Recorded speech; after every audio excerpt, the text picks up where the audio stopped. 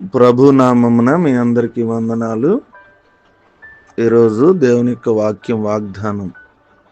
ఆపత్కాలమున నీవు నన్ను గూర్చి మొరపెట్టుము, నేను నిన్ను విడిపించేదను, నీవు నన్ను మహింపరిచెదవు. కీర్తన గ్రంథం 50వ అధ్యాయము 15వ వచనం. ఇది నిజంగా ఎంత అద్భుతమైనటువంటి వాగ్దానం. అలాంటి దినం ఎలా ఉంటుందంటే, మిట్ట మధ్యాహ్నం అంధకారం అయిపోతుంది, గంటలు గడిచే కొద్దీ మరింత అంధకారంగా మనకు ఉంటుంది. సరిగ్గా ఇలాంటి సమయాల్లో ఈ వాగ్దానం నెరవేరుతుంది. కారు మబ్బులు కమ్ముకున్న రోజు నిమిత్తమే ఈ వాగ్దానం అనుగ్రహించబడింది. ఎలాంటి క్లిష్టమైన పరిస్థితుల్లోనైనా దేవుడు నాకు మొర్రపెట్టు, నేను విడిపిస్తాను అంటున్నాడు.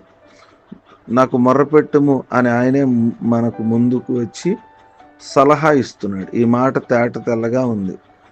దానికి పెద్దగా వివరణ మనం ఇవ్వవలసినటువంటి అవసరం లేదు. ప్రతిరోజు ప్రతి క్షణం మనం మొరపెట్టడమే మనం అలవాటు చేసుకోవాలి. ప్రభు నామంలో మొరపెట్టేటువంటి స్వతంత్రత మనకి ఎప్పుడూ కూడా ఉంటుంది. ఇలాంటి చక్కని అవకాశాన్ని దేవుడిచ్చాడు. ఇలాంటి అవకాశాన్ని మనం సద్వినియోగము చేసుకోవాలి. ఆపత్కాలాల్లో మనుషుల చుట్టూ సహాయం కోసం తిరగడం ఎంతో బుద్ధిహీనత. మన సమస్యను తన ముందు ఉంచమని ప్రభు మనలను ఆహ్వానిస్తున్నాడు. కాబట్టి మనం ఆ పని చేయడానికి వెనుకాడకోకూడదు. ఎప్పుడైతే ఆయనలను మనం మొరపెడతామో ఆయన ఖచ్చితంగా మనను జ్ఞాపకం చేసుకుంటాడు.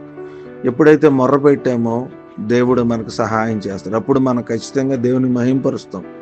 చివరకు కలిగిన ప్రతిఫలం, ఈ పని మనం సమృద్ధిగా చేయాలి. మనల్ని ఆయన విడిపించినప్పుడు మనం నోరు తెరిచి గట్టిగా ఆయన స్తుతించాలి. ఆయన ఖచ్చితంగా మనల్ని విడిపిస్తాడు. కాబట్టి ఇప్పుడే ఆయన్ని మహింపరచడం మొదలు పెడదాం.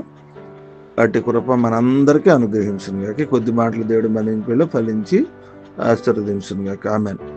మహోన్నతుడా మీకు స్తోత్రాలు, మహాపరిశుద్ధుడే మీకు వందనాలు. రాత్రంతా కూడా కాచి కాపాడి మరొక శ్రేష్టమైన దినమును మాకు ఇచ్చినందుకు మీ స్తోత్రాలు.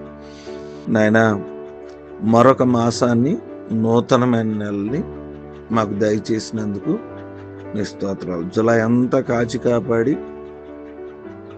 నేను మమ్మల్ని జ్ఞాపకం చేసుకుని ఆగస్టు మాసంలోకి 1వ తారీఖు మమ్మల్ని నడిపించినందుకు మీకు వందనాలు తెలియజేస్తున్నాను. నేను వేకుని లేచి మిమ్మల్ని ఆరాధించాం. నేను ఈ సమయంలో వాక్యం ద్వారా మీరు మాట్లాడారు. ఆపత్కాలమున మమ్మల్ని మేము మొరపెట్టమన్నారు, ఖచ్చితంగా విడిపిస్తానన్నారు. నేను ఆపత్కాలం ఎవరైతే మొరపెడుతున్నారో వారందరినీ జ్ఞాపకం చేసుకోండి. ఎవరు ఆపత్కాలాల్లో ఉన్నారో వారిని విడిపించమని ప్రార్థన చేస్తున్నాను. ఈ నెలలో ఉన్నటువంటి ప్రతి అవసరత తీర్చండి. నూతన నెలలో నూతన వాగ్దానాలతో, నూతన ఆశీర్వాదాలతో దయచేయండి. వివాహ దినాలు, పుట్టినరోజు జ్ఞాపకం చేసుకుని, ప్రయాణాల్లో తోడుకోండి. ఈ దినపు మా పని పాటల్లో జ్ఞాపకం చేసుకుని, ఈ నెల అంతా కూడా కాచి కాపాడి సంరక్షించి మీ నామాన్ని మహింపరుచుకుని మా అవసరతలన్నీ తీరుస్తారని మిమ్మల్ని మహింపరిచే కృపతో మమ్మల్ని నడిపించండి. ప్రార్థన యేసు నామమున నడుచున్నాను తండ్రి. ఆమేన్.